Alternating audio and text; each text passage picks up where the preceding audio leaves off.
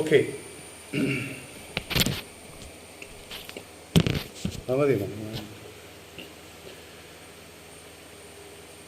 So, നമ്മൾ ഇന്ന് പുതിയൊരു സീരീസ്, ഒരു പ്ലേലിസ്റ്റ് സീരീസ് എന്ന് പറയാം, പ്ലേലിസ്റ്റ് സ്റ്റാർട്ട് ചെയ്യുകയാണ്. എൻ്റെ പേര് സൺഡേ സ്കൂൾ എന്നാണ്. Sunday school means we are basically going through all the classes, all the lessons starting from the class 1 to class 12. അപ്പം ഇറ്റ് ഡസൻറ്റ് മാറ്റർ ദാറ്റ് നമ്മൾ ഇതുമായിട്ട് സ്റ്റിക്ക് ചെയ്യുന്നില്ല, ഇതിനകത്ത് ടോപ്പിക്കുമായിട്ട് സ്റ്റിക്ക് ചെയ്യുന്നില്ല. പക്ഷേ this just a guideline മാത്രമേ ഉള്ളൂ. So will spanning around, we will be moving away from that. അങ്ങനെ കുറച്ചുകൂടി ഡീപ്പായിട്ട് പോകേണ്ടത് ഡീപ്പായിട്ട് പോകും. കുറച്ച് out of context, sometimes we go off roading and come back and so on. So it doesn't matter that we are always in the context, only in the scope and context of the ഇതിൻ്റെ അകത്ത് നിൽക്കുന്നു എന്ന് അർത്ഥമില്ല. പക്ഷേ നമ്മൾ ഇതൊരു guide ലൈനായിട്ട് മാത്രമേ സ്വീകരിക്കുന്നുള്ളൂ. സോ ദിസ് ഈസ് ക്ലാസ് 1, ജക്കോബായ സുറിയാനി സഭയുടെ സൺഡേ സ്കൂൾ അസോസിയേഷൻ ക്ലാസ് 1-ലെ ഒന്നാമത്തെ പാഠം തുടങ്ങിയ ദൈവം നമ്മുടെ സൃഷ്ടാവ്. വിശുദ്ധഗ്രന്ഥം ആദ്യ പുസ്തകം ഓർ ഉൽപ്പത്തി. So we call it as ആദ്യ പുസ്തകം ഓർ ഉൽപ്പത്തി 1, 2, 4 to 8. സോ ബേസിക്കലി നമ്മൾ ലിറ്റർജീസ്ക്കകത്ത്, if we look in the liturgies of Jacobite or the Syrian Orthodox Christians, അപ്പോൾ അതിന് നമ്മൾ ഒറേത്തയുടെ പുസ്തകം, ഒറേത്തയുടെ പുസ്തകം മോശയുടെ പുസ്തകമാണ്. ആദ്യത്തെ 5 പുസ്തകങ്ങൾ എന്ന് പറയുന്നത് പഞ്ചഗ്രന്ഥി എന്ന് പറയുന്നത് മോശയുടെ പുസ്തകങ്ങളാണ്, മോശ എഴുതിയ പുസ്തകങ്ങളാണെന്നാണ് നമ്മൾ വിശ്വസിക്കുന്നത്. അതിനകത്ത് എന്തൊക്കെയുണ്ട്? ഉൽപ്പത്തിയുണ്ട്, പുറപ്പാടുണ്ട്, പുറപ്പാട്, ലേവ്യ, സംഖ്യ, ആവർത്തനം, ഓർ ഇംഗ്ലീഷിൽ Genesis, Exodus, Levites, then Numbers and Deuteronomy.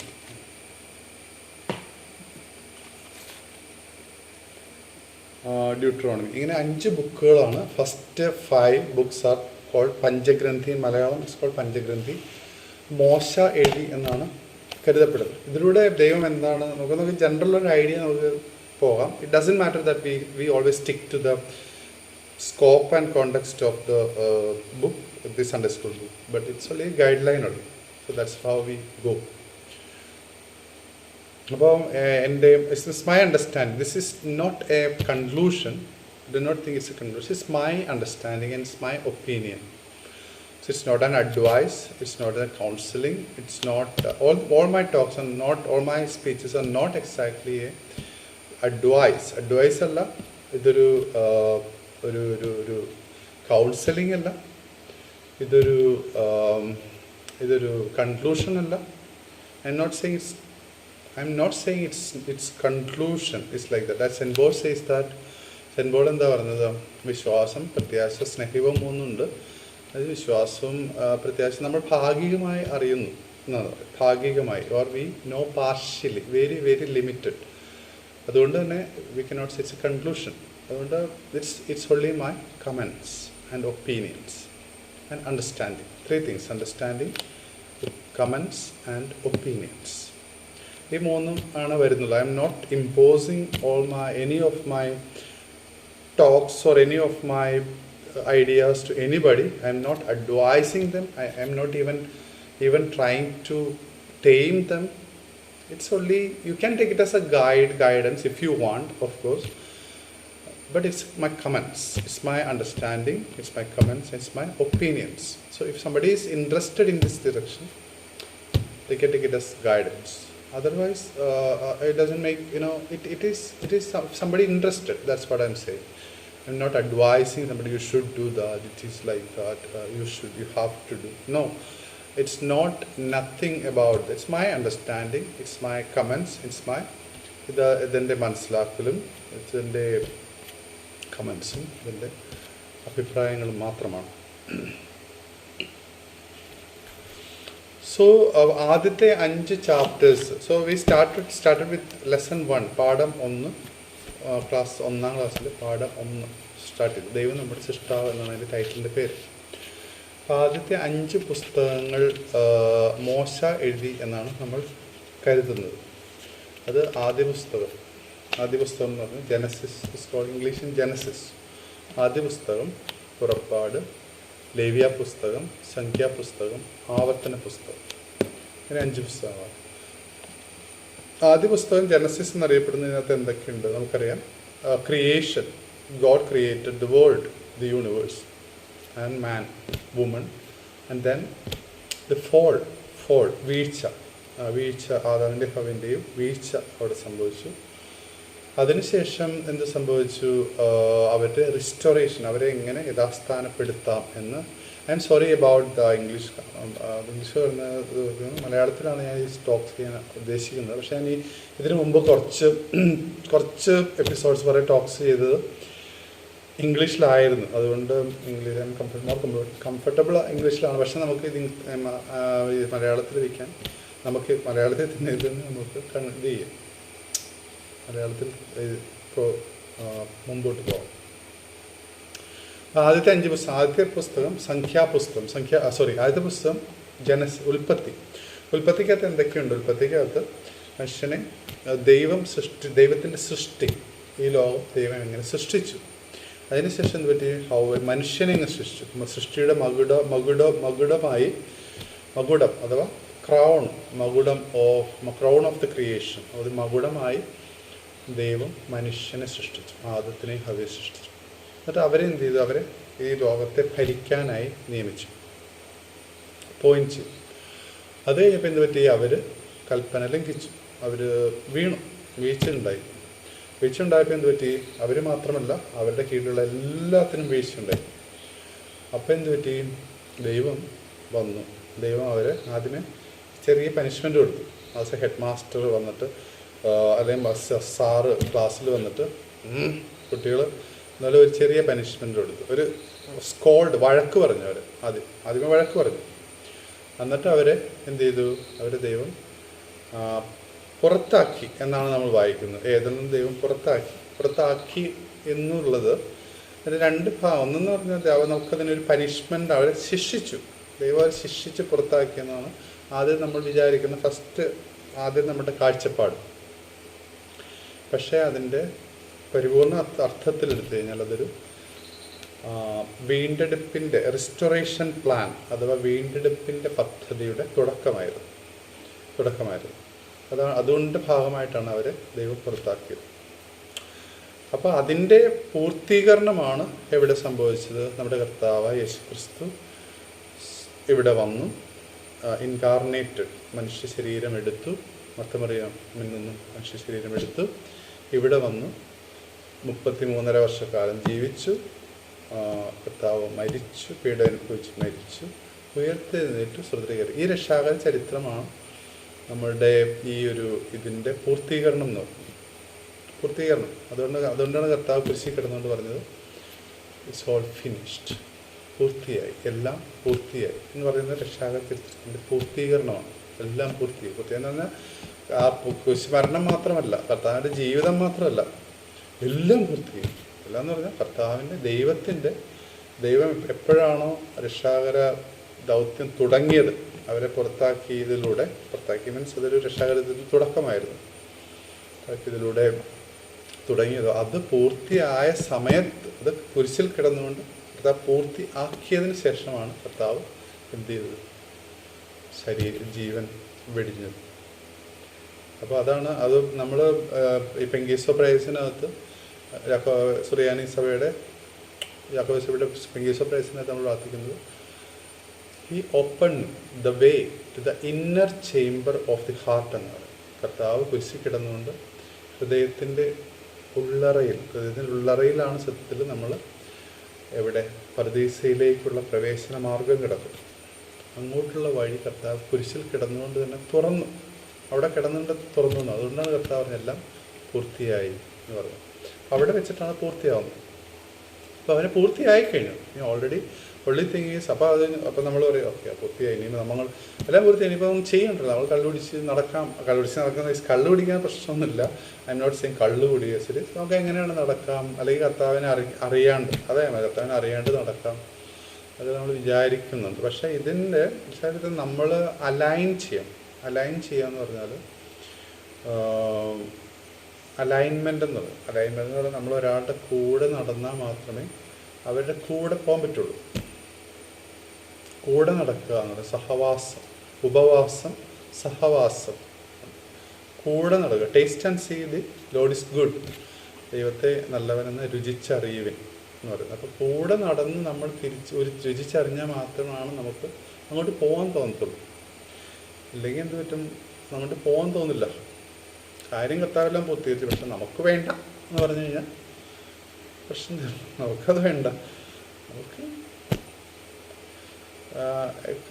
ഇത്തിരിയൊക്കെ തരികിടയും വളഞ്ഞ് പൊളഞ്ഞ് പോകണത് മതി എന്ന് പറഞ്ഞു കഴിഞ്ഞാൽ കർത്താവ് പറയത്തുന്നില്ല. കർത്താവ് പറഞ്ഞാൽ ഇതെല്ലാവർക്കും വേണ്ടിയില്ല കഥ. അതുകൊണ്ടാണ് പറഞ്ഞത് called are many, chosen are few എന്ന് പറയുന്നത്. വിളിക്കപ്പെട്ടവർ അനേകരാണ്, പക്ഷെ തിരഞ്ഞെടുക്കപ്പെട്ടവർ വളരെ ചുരുക്കമാണ്.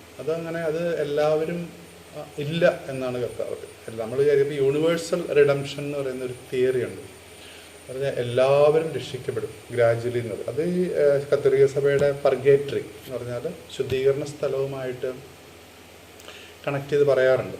എല്ലാവരും കുറേ കഴിയുമ്പോൾ ഇവിടെ അല്ലെങ്കിൽ അവിടെ ശുദ്ധീകരിക്കപ്പെട്ട് കയറിപ്പോവും എന്ന് പറയുന്നുണ്ട്. പക്ഷെ അന്നേരം കർത്താവ് പറയുന്ന ഒരു ഉപമ എന്താണ്, ലാസറിൻ്റെയും ധനവാൻ്റെയും ഉപമയ്ക്കകത്ത് കർത്താവ് കൃത്യമായിട്ട് പറയുന്നുണ്ട് അവിടെ ഒരു വലിയൊരു വിടവുണ്ട്.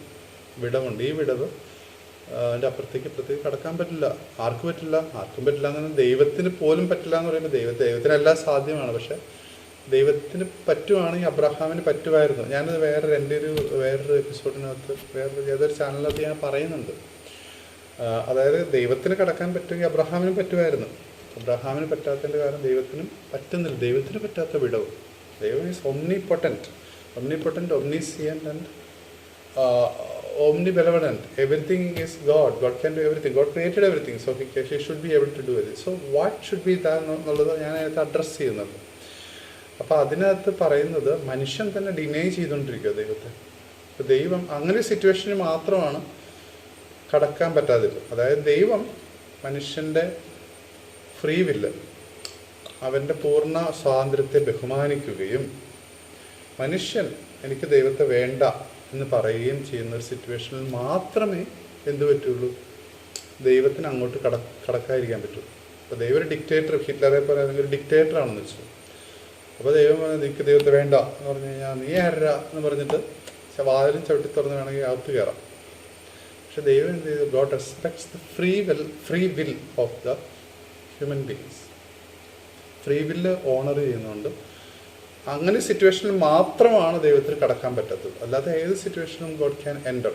എന്നാൽ ദൈവം മനുഷ്യൻ്റെ പൂർണ്ണ സ്വാതന്ത്ര്യത്തെ ബഹുമാനിക്കുകയും, ഞാൻ മലയാളത്തിൽ സ്റ്റിക്ക് ചെയ്യാൻ മലയാളത്തിലോട്ട് പൂർണ്ണ സ്വാതന്ത്ര്യത്തെ ബഹുമാനിക്കുകയും മനുഷ്യൻ ദൈവത്തെ വേണ്ട എന്ന് പറയുകയും ചെയ്യുന്ന ഒരു സിറ്റുവേഷനിൽ മാത്രമാണ് ധനവാൻ ലാസറും ഉപമയ്ക്കകത്തെ വിടവ് ഉണ്ടാവുന്നത്. അല്ലെങ്കിൽ എന്ത് പറ്റും, അബ്രഹാമിനോട് ധനവാൻ യാചിക്കുകയാണ്, ഒരു തുള്ളി വെള്ളം തരൂ പ്ലീസ് എന്ന് യാചിക്കുമ്പോൾ അബ്രഹാമിന് ഭയങ്കര ദയ തോന്നുന്നുണ്ട്. അബ്രഹാം ഭയങ്കര ദയുണ്ടല്ലോ, അബ്രഹാം ദയുണ്ട്. അപ്പം ദൈവത്തിന് അതിനേക്കാളും ദയുണ്ട്. ദൈവം കാരണം സമുദ്രമാകുന്നു. അപ്പോൾ അബ്രഹാമിന് പറ്റില്ലായിരിക്കും കടക്കാൻ, പക്ഷെ ദൈവത്തിന് പറ്റുമല്ലോ. അബ്രഹാമിന് ദൈവത്തോട് കുറച്ച് വെള്ളം കൊടുത്തേക്കണേ എന്ന് പറഞ്ഞു കഴിഞ്ഞാൽ ദൈവത്തിൻ്റെ പ്രിയപ്പെട്ട അബ്രഹാം ചോദിക്കുമ്പോൾ കൊടുക്കാതിരിക്കും. അപ്പം ദൈവത്തിന് കഴിയുമെങ്കിൽ അബ്രഹാമിന് കഴിയുമായിരുന്നു ആ വിടവിനെ ഓവർകം ചെയ്യാൻ. പക്ഷെ ദൈവത്തിനും കഴിയില്ല എന്ന് പറയുന്നത് അപ്പോഴാണ് എന്തുകൊണ്ട് ദൈവത്തിന് കഴിയില്ല എന്നുള്ളത് നമ്മൾ ചിന്തിക്കുന്നത്. എന്ത് സിറ്റുവേഷനിലാണ് ദൈവത്തിന് കഴിയാതിരിക്കുന്നത്? കാരണം ദൈവത്തിനെല്ലാം സാധിക്കും. പിന്നെ എന്തുകൊണ്ട് ദൈവം പോകുന്നില്ല? ദൈവത്തിനെല്ലാം എന്തും സാധിക്കും. കാരണം ദൈവമെല്ലാം ക്രിയേറ്റ് ചെയ്തത്. ക്രിയേറ്റർക്കെല്ലാം സാധിക്കണമല്ലോ. എന്തുകൊണ്ട് സാധിക്കുന്നില്ല എന്നുള്ള ക്വസ്റ്റ്യൻ്റെ ഉത്തരമാണ് ഈ ഒരു സിനാരിയോ മാത്രമേ ഞാൻ ചിന്തിച്ചിട്ട് എനിക്ക് എൻ്റെ മനസ്സിലേക്ക് വരുന്നത്. അതായത് ദൈവം മനുഷ്യൻ്റെ പൂർണ്ണ സ്വാതന്ത്ര്യത്തെ ബഹുമാനിക്കുകയും മനുഷ്യൻ ദൈവത്തെ വേണ്ട എന്ന് പറയുന്ന സിറ്റുവേഷനിൽ ദൈവത്തിന് കടന്നു ചെല്ലാൻ പറ്റില്ല. അപ്പോൾ അതിൻ്റെ അർത്ഥം എന്താണ്? അതിൻ്റെ അർത്ഥം മനുഷ്യൻ ഈ ലോകത്തിൽ അവൻ്റെ ശരീരത്തിലോട് കൂടിയിരിക്കുമ്പോൾ മാത്രമേ ഓൾമോസ്റ്റ്, പിന്നെ അതിന് വേറൊരു ചെറിയൊരു അഡീഷണൽ അനക്സ് ഉണ്ട്, അത് ഞാൻ കുറച്ച് കഴിയുമ്പോൾ ആഡ് ചെയ്യാം. ആ സിറ്റുവേഷനിൽ മാത്രമേ ശരീരവും ആത്മാവും ഒന്നിച്ചിരിക്കുന്ന അവസ്ഥയിൽ, ദേഹവും ആത്മാവും ശരീരവും ഒന്നിച്ചിരിക്കുന്ന അവസ്ഥയിൽ മാത്രമേ മനുഷ്യന് ഈ ഒരു ദൈവത്തോടുള്ള താല്പര്യം, ദൈവത്തോടുള്ള സ്നേഹം ഉണ്ടാക്കിയെടുക്കാൻ പറ്റുള്ളൂ എന്നാണ് അതിൻ്റെ അർത്ഥം. അതിനുശേഷം ദൈവത്തെ നിഷേധിക്കുകയാണെങ്കിൽ അത് ഇറ്റേണിറ്റിയിലും നിത്യതയിലും ദൈവത്തെ നിഷേധിച്ച് കൊണ്ട് തന്നെ അവനിരിക്കും എന്നാണ് അതിൻ്റെ അർത്ഥം. പിന്നെ അതിന് അഡീഷണലായിട്ടൊരു അനക്സ് എനിക്ക് അഡീഷണൽ പറയാനുള്ളത് എന്താണ്, മരിച്ചവർക്ക് വേണ്ടിയുള്ള പ്രാർത്ഥന എന്ന് പറയുന്നൊരു സംഭവമുണ്ട്. അതൊരു കോൺട്രവേഴ്സ്യൽ ടോപ്പിക് അല്ല ശരിക്കും, അത് യാക്കോബ സഭയിലും മർത്തോമാ സഭയിലൊക്കെ ഉള്ളതാണ്. അതിൻ്റെ ഇതെന്ന് പറഞ്ഞു കഴിഞ്ഞാൽ അതിനെപ്പറ്റി ഞാൻ പറയണോ എനിക്കറിയില്ല, കാരണം അത് ഇപ്പോൾ ഈ കോണ്ടെക്സ്റ്റ് വരുമോ എന്നുള്ളത്. കാരണം അതൊരു മനുഷ്യർക്ക് വേണ്ടി പ്രാർത്ഥിക്കുന്നത് എന്തുകൊണ്ട്? കാരണം അവരും ഒരു നരകത്തിൽ പോകുന്നവർക്ക് വേണ്ടി, അല്ലെങ്കിൽ ദൈവത്തെ നിഷേധിച്ചവർക്ക് വേണ്ടി, ഇപ്പോൾ ധനവാന്റെ അവസ്ഥയിൽ കിടക്കുന്നവർക്ക് വേണ്ടി നമ്മൾ ഇവിടുന്ന് പ്രാർത്ഥിച്ചിട്ട് എന്ത് കാര്യം എന്ന് ചോദിക്കുന്നവരുണ്ട്. അപ്പം അതിനൊരു ഉത്തരം എന്ന് പറഞ്ഞാൽ സ്നേഹം എന്ന് പറയുന്നൊരു ഫാക്ടറുണ്ട്. സ്നേഹം എന്ന് പറയുന്നത് ദൈവത്തോട് അവർക്ക് സ്നേഹമില്ലായിരിക്കും. പക്ഷേ ഇപ്പോൾ എൻ്റെ ഫാദർ 2022 മരിച്ചുപോയി, മിഡ് ഓഫ് 2022 പകുതി മരിച്ചുപോയി. അപ്പം ഞാനിപ്പോഴും മരിച്ചവർക്ക് 9 മണി സമയത്ത്, അതായത് വൈകിട്ട് 3 മണിക്ക് പ്രാർത്ഥനയുണ്ടല്ലോ, 9 മണി പ്രാർത്ഥന സമയത്ത് മരിച്ചവർക്ക് വേണ്ടിയുള്ള പ്രാർത്ഥന. എന്നാലും ഞാൻ അച്ഛനെ, എൻ്റെ ഫാദറിനെ തൊട്ട് ഞാനിങ്ങനെ ഓർക്കുന്നുണ്ട് പലരെയും, ഞാൻ എഴുതി വെച്ചിട്ടുണ്ട് പലരുടെയും പേര്. അപ്പം അച്ഛൻ അപ്പോൾ ആ കേസാണ് ടിപ്പിക്കലി നമ്മൾ പിന്നെ എന്തിനാ അവർക്ക് വേണ്ടി പ്രാർത്ഥിക്കണം എന്നുള്ളൊരു കേസ് വരുന്നുണ്ട്. എൻ്റെ ഉത്തരം എന്ന് പറഞ്ഞാൽ എൻ്റെ ഫാദറിൻ്റെ കേസ്. എൻ്റെ ഫാദർ എന്നെ കുഞ്ഞായിരുന്നപ്പോൾ, ഇനി ഭാവിയിൽ പോട്ടെ, ഭാവിയിൽ എന്നെ സ്നേഹിച്ചില്ല എന്ന് തന്നെ വിചാരിച്ചു, സ്നേഹിച്ചില്ല എന്ന് വിചാരിച്ചു. അപ്പോൾ കുഞ്ഞായിരുന്നപ്പം എന്നെ ഉണ്ടായപ്പോൾ എന്നെ കൈകളിലെടുത്ത്, കൊച്ചു കുഞ്ഞിനെ ആരും സ്നേഹിക്കാതിരിക്കും, അത്രയ്ക്കും ദുഷ്ടനായ ഒരാൾക്ക് മാത്രമേ സ്വന്തം കൊച്ചു കുഞ്ഞിനെ സ്നേഹിക്കാതിരിക്കാൻ പറ്റുള്ളൂ. കുഞ്ഞിനെ സ്നേഹിച്ചിട്ടുണ്ട്. ആ സ്നേഹം എന്ന് പറയുന്നത് അതൊരു ഗോൾഡൻ ലൈനാണ്. അതൊരു ഗോൾഡൻ ലൈൻ. അത് ടൈം ആൻഡ് സ്പേസ്, സമയത്തിനും സ്പേസ്, സ്ഥലകാല പരിമിതികൾക്ക് ഉപരിയായിട്ട് ഒരു ഗോൾഡൻ ലൈനാണ് സ്നേഹം. അതാണ് പൗലോസ് പറയുന്നത്, സ്നേഹം ഒരു നാളും ഉതിർന്നു പോകുന്നില്ല എന്ന് പറയുന്നത്. കാരണം ബാക്കിയെല്ലാം കഴിഞ്ഞു പോകും, ബാക്കിയെല്ലാം മറ്റേ പ്രഭാഷകൻ്റെ ഇതിൽ പറയുന്ന പോലെ എല്ലാം മായയാണ്, മായ. പക്ഷെ സ്നേഹം ഒരു നാൾ ഉതിർന്നു പോകുന്നില്ല. അങ്ങനെ നമ്മൾ അന്ന് കുഞ്ഞായിരുന്നപ്പം, ഇൻഫൻ്റ് ആയിരുന്നപ്പോൾ എൻ്റെ ഫാദർ കയ്യിലെടുത്തിട്ട് സ്നേഹിച്ചിട്ടുണ്ടെങ്കിൽ ആ സ്നേഹം പോലും നിത്യതയിലേക്കുള്ള ഒരു ഗോൾഡൻ ലൈനാണ്. അതിൻ്റെ നമ്മുടെ ഈ ഇൻഡസ്റ്റെല്ലാർ എടുത്തു കഴിഞ്ഞാൽ ഇൻഡസ്റ്റെല്ലാറിനത് കാണാൻ പറ്റും, സ്നേഹത്തിൻ്റെ ഒരു തിളക്കം, ഗോൾഡൻ ലൈൻ ഓഫ് ലവ്. അതിനകത്ത് നമുക്ക് ക്രിസ്റ്റഫർ നോളൻ നല്ല സുന്ദരമായിട്ട് അവതരിപ്പിച്ചിട്ടുണ്ട്, സ്നേഹം എങ്ങനെ ഇതിന് മുകളിൽ വർക്ക് ചെയ്യുന്നു എന്നുള്ളത്. വളരെ മനോഹരമായ ഒരു മൂവിയാണ് ഇൻഡസ്റ്റെല്ലാർ.